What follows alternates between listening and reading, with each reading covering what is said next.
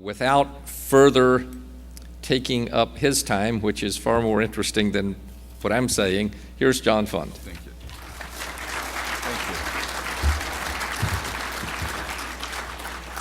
Thanks for getting up bright and early on a Saturday morning. Jim mentioned all of those wonderful publications, and I still am writing for all of them. I suspect that between that and Fox News, all of you are exposed to those great pillars of American journalism. So the least I could come and do is say thank you for helping to pay my salary, because all of you do that. As for the comment about the Journal, sometimes the news stories don't always agree with the editorial page. I'll simply say, what a wonderful country this is. You get 2 newspapers for the price of 1. I think we're all pleased and should all extend warm congratulations and a sense of relief to our law enforcement officials and, yes, the Obama administration for killing and capturing the perpetrators of the Boston Marathon.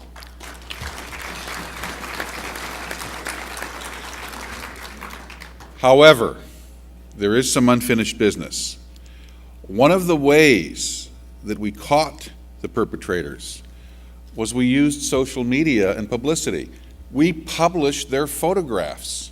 We put out all of the information we could that law enforcement had, and that helped drag people forward who gave us the information to capture them. Unlike Boston, with Benghazi, the government has never released the promised surveillance video it said it would release before Thanksgiving. We still don't have any suspects identified or arrests to date. And of the 24 personnel who were in Benghazi, no one has been allowed to interview them.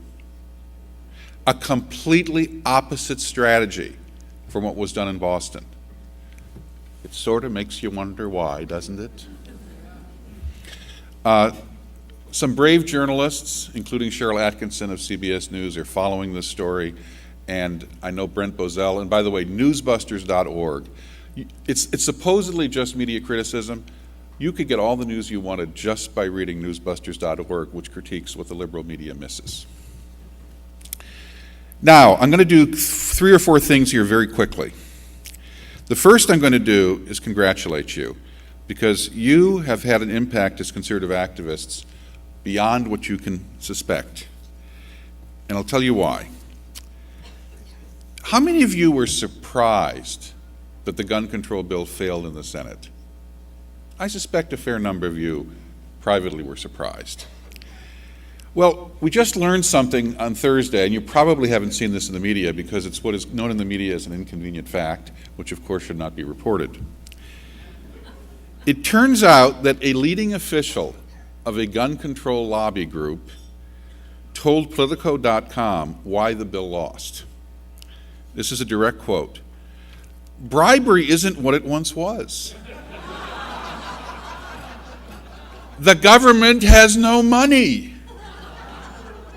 Sequestration. Once upon a time, you would throw somebody a post office or a research facility in times like this. Frankly, there's not a whole lot of leverage anymore."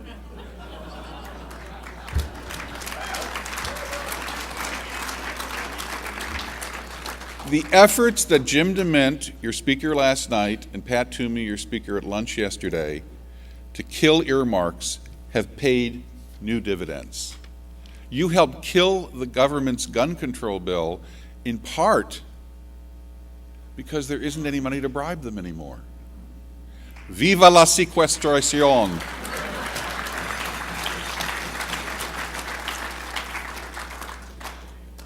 Now, I know you discussed immigration, and I'm going to upset a few of you and perhaps make a few of you a bit curious. I'm going to give you my take on immigration. First of all, as far as the politics of this are concerned, let me be very blunt. This is not about immigration as far as the Democratic Party is concerned.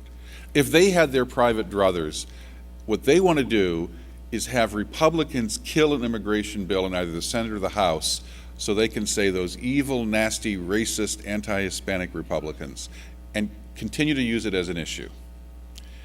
But there is one thing they want from the bill: votes. future voters. We got a hint of their strategy back in 1996 when Bill Clinton and Al Gore managed to naturalize 1 million immigrants here in this country, legally, most of them. Before the 1996 election, they rushed through the criminal background checks, so thousands of criminals were naturalized and given citizenship even though they had criminal records. The reason was they wanted them to be able to vote in time for the 1996 election. Their strategy hasn't changed. The big fight in the immigration bill is not going to be about how many guest visas there are or worker programs. It's going to be about how long do they have to wait before people can become voters. Look, I have met a lot of people in this country. I'm both from Arizona and California. I've met a lot of people in this country who have come here from elsewhere. They have many priorities. Many of them do want to become citizens to be able to vote. It is not their top priority, their second, third, or fourth, or even fifth priority. They have many other priorities relating to work and family and coming out of the shadows. So that's the issue. Understand this issue is not about immigration, it's about votes. Now, is illegal citizen voting a real problem in this country? Well, we don't know. The federal government has the best records, the Department of Homeland Insecurity. The federal government has the best records. They are required by law to give that information to the states. Until late last year, after the election, when the federal court intervened, they refused to give the states their information so they could do a match between the government's records of non-citizens and the voter registration rolls.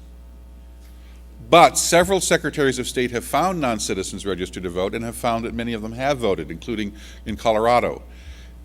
A television news affiliate in Fort Myers, Florida, uncovered how it often happens. They went in one small county in Florida and found there were 100 people who had gotten a jury notice that they had to serve on a jury, had filled out the form saying, I don't have to serve, I'm not a citizen. At the same time, they were registered to vote, and 13 of the 100 had voted. That's just one small county. Would that our local election officials did that kind of matching, because every county has a list of jury deniers, and every county has a list of voters. Let's do that match. They don't want to do that. Now, regarding vote fraud in general, let me make it very clear. My contention is not that most of what the problems in our election are voter fraud. Half the problem is the fact that we don't put enough resources into counting the votes. We have often overworked or incompetent election administrators. Our average age of a poll worker in this country is now approaching 70. We're not doing nearly as much to train high school and college. It means that we're going to have to replace them. They're fine people, but we're going to have to replace them. We're not doing nearly as much to encourage high school or college students with credits to learn how to be poll workers. The problem is our laws are so poorly written, so poorly enforced, so loosey-goosey interpreted, we often can't tell where the incompetence ends and the fraud begins. I'll give you a perfect example. San Mateo County, California, just yesterday, found 65 uncounted ballots in a storeroom. You can't make this stuff up. Now, what is the problem with voter fraud? It's very simple. We have two civil rights in this country. One is the right to be secure and not be prevented from voting. And we had a terrible history in this country in many states where we blocked people from voting, we intimidated them, we conducted poll taxes and literacy tests that were burdensome, and we fought a great civil rights struggle to end that, and it culminated with the Voting Rights Act of 1965. We need to preserve and maintain those gains. Never again. But we have an equal civil right, each and every one of you, and that is that each and every one of you have a right not to have your vote canceled out by someone who shouldn't be voting. And that means people who vote twice, people who vote from out of state, people who are non-citizens, people who are felons ineligible to vote, and people who don't even exist. The Pew Research Center, a liberal think tank, says we have 3 million dead people on our voter registration rolls. Look, I believe we should honor those who came before us. But I do not believe in representation without respiration.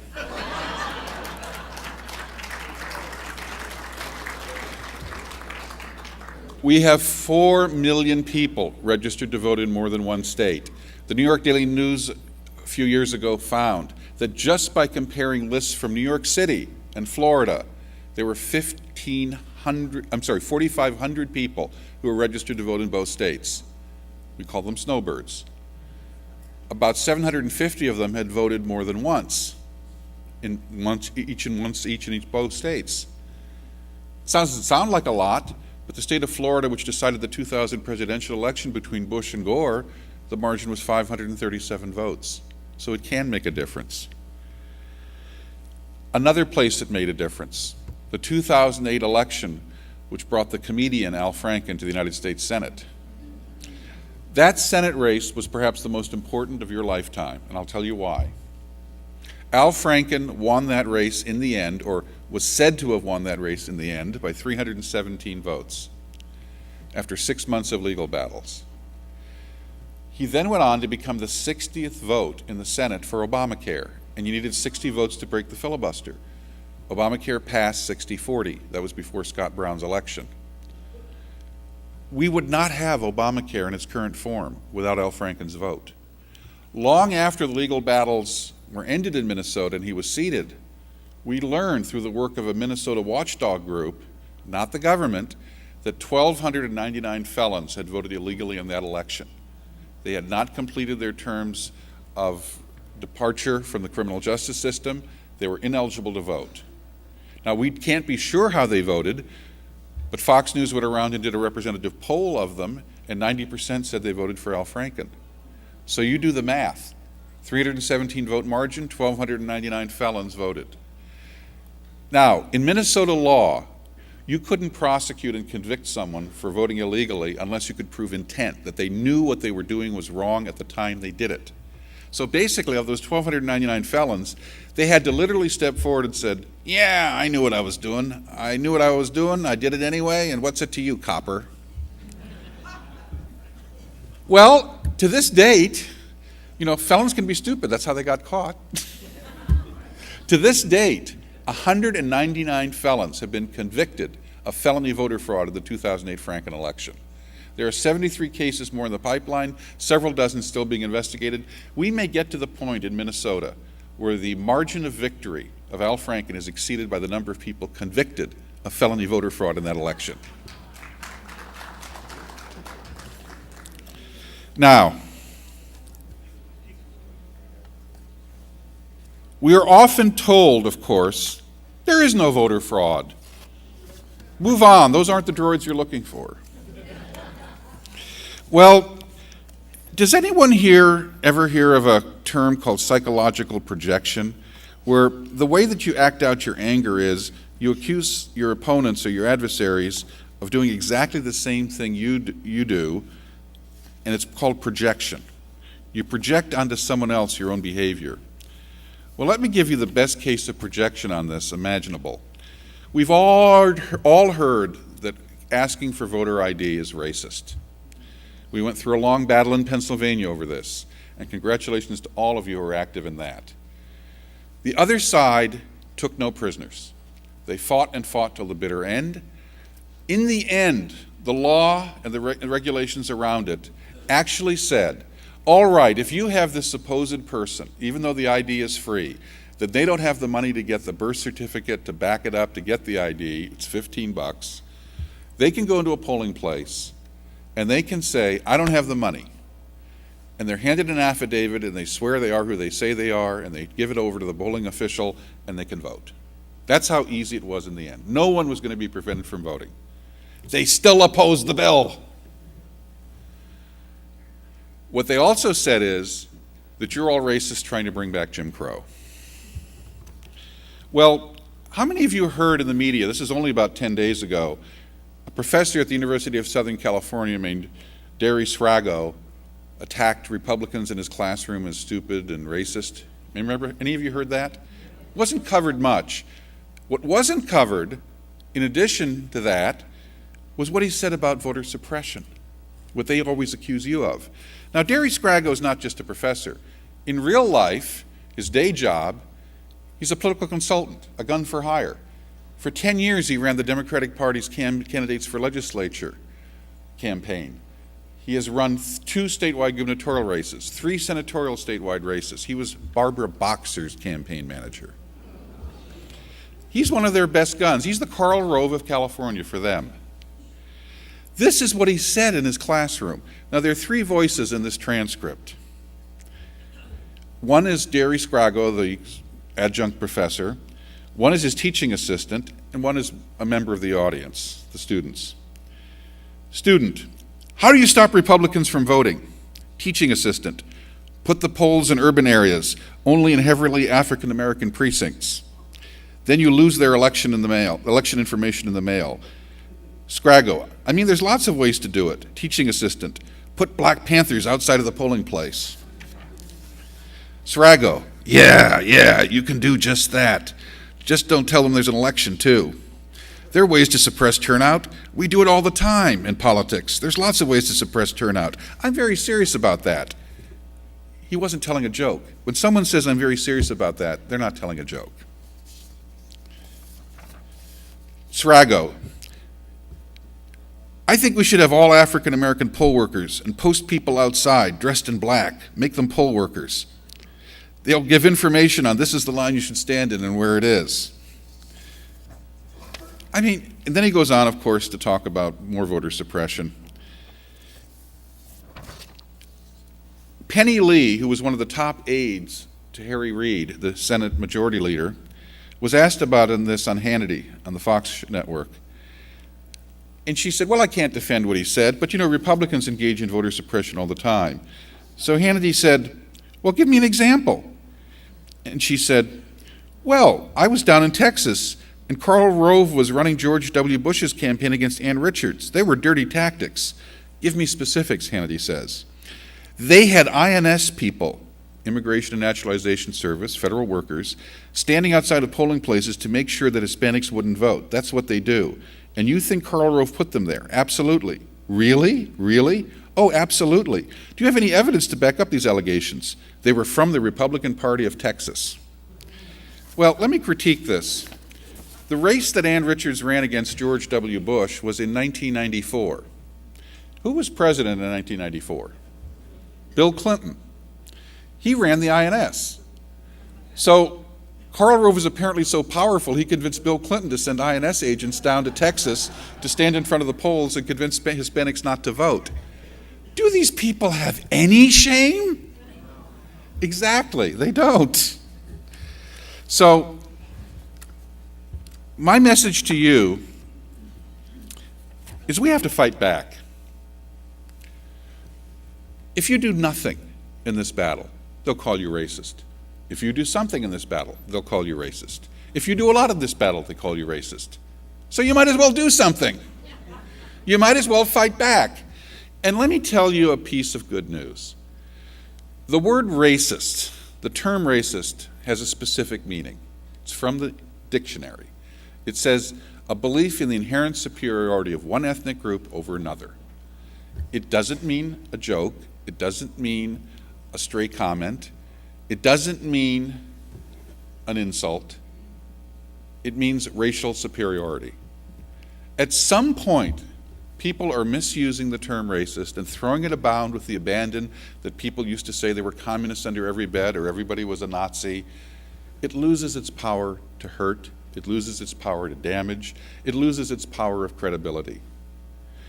I believe the more they do this, the more they're digging their own political grave, because at some point people are going to say, enough is enough.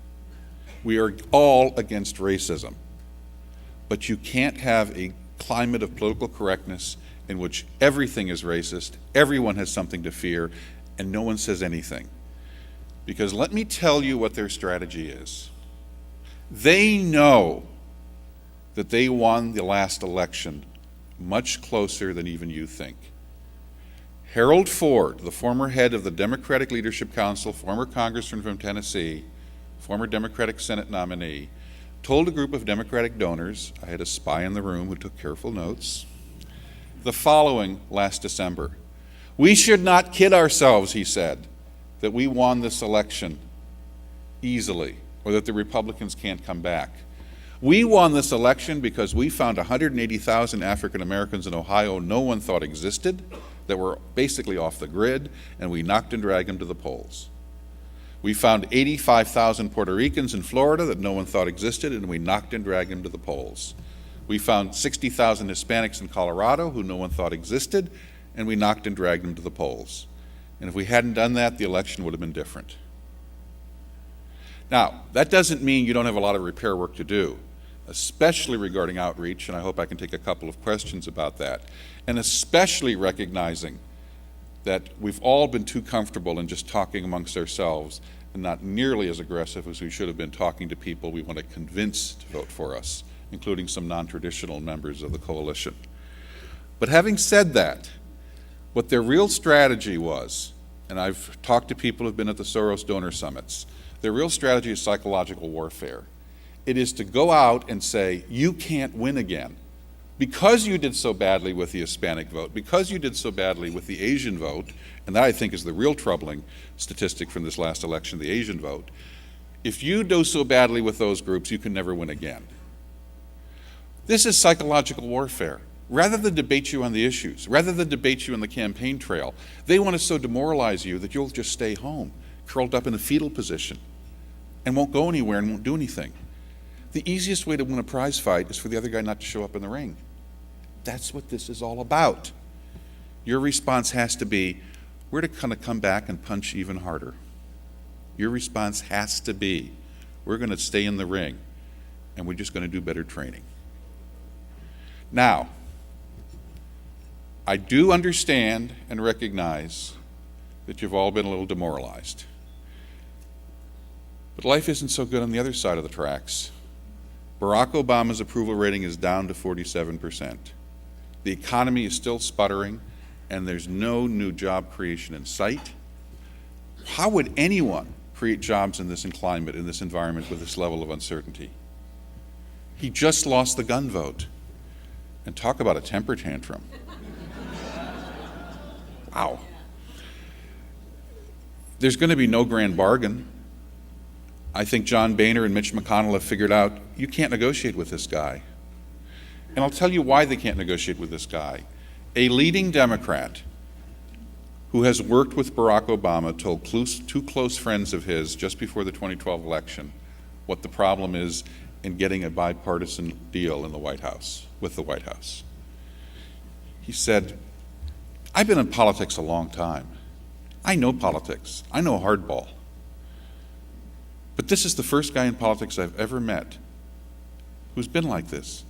In politics, after the election, you have to go and get something done. Ultimately, you have to govern. You have to spend some time governing to try to make people's lives better, to build up confidence so you can go and tell them you have a record. This guy's different.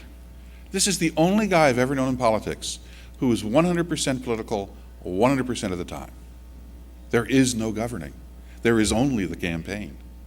There is only hope and change becomes fear and loathing. He said the first White House staff meeting I attended, I said, we just got walloped in the 2010 midterm elections. We got to cut some deals with the Republicans. We got to show we can govern. And we have to govern towards the center. And everyone around that table just laughed at me. We have to recognize we do have a two-party system in this country right now. We have a party that wants to govern, that wants to address our looming debt and entitlement problems that are going to cripple and destroy the future of our children and our grandchildren. And for now, at least, we have a party that's 100% politics 100% of the time. That's our challenge.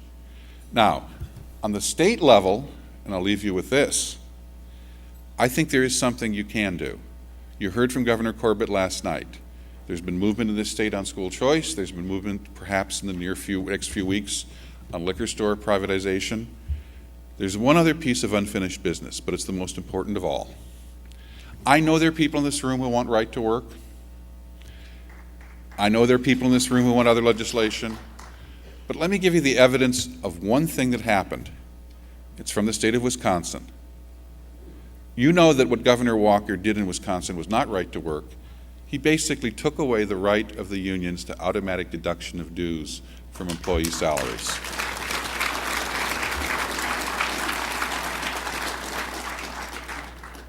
Basically, even though salary increases for public employees in Wisconsin are now just the rate of inflation, he gave every public employee member in the state of Wisconsin a chance at an automatic raise. For a Milwaukee school teacher, it's $1,000 a year, because that's the amount of their dues to the union. Well, we've now had about 18 months worth of records. The unions have tried everything they could to conceal these records, but they've been patiently assembled county unit by county unit, local union unit by local union unit.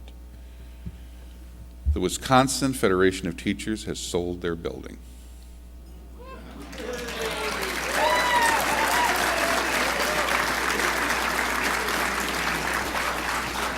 AFSCME local, by the way, AFSCME, the American Federation of State Municipal Employees, was founded in Madison, Wisconsin in 1937. Their local there is the largest in the country. It has 23,000 members. 40% of the members are no longer paying dues.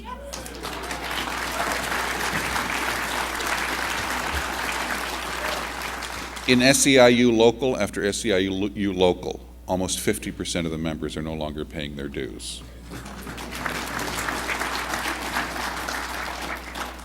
In Wisconsin last year, it's true that Barack Obama won the state 6 months after Scott Walker survived the recall. But Republicans held every congressional seat, they gained seats in the state legislature, and just last month they had a critical race for the state Supreme Court, because the state Supreme Court is going to be passing on the constitutionality of all of Scott Walker's legislation. The unions did put up a fight using national money, and they won with Barack Obama. But in the Congress, the state legislature, and the Supreme Court race, they were largely absent this year. They didn't have the money. To paraphrase my opening statement, I guess you could say, coercion isn't what it once was. The union has no money.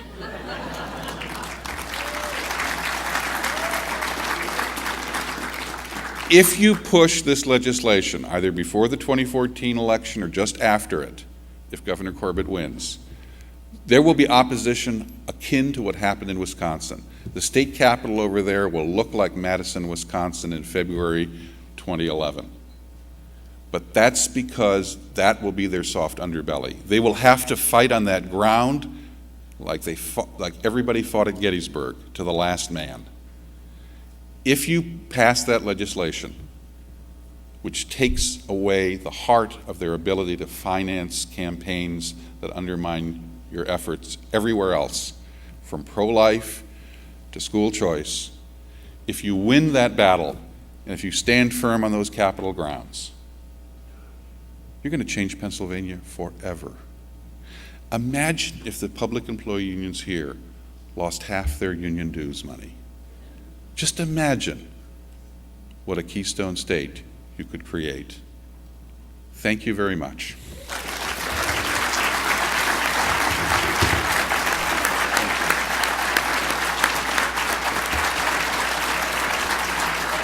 How much time do I have up there? Okay. My time is up. I'm going to be signing books out there. If you have a question, you don't have to buy a book. I'm happy to chat with you. I'm happy to meet with you, and I'll stay as long as I need to. Thank you very much. I'll be right outside.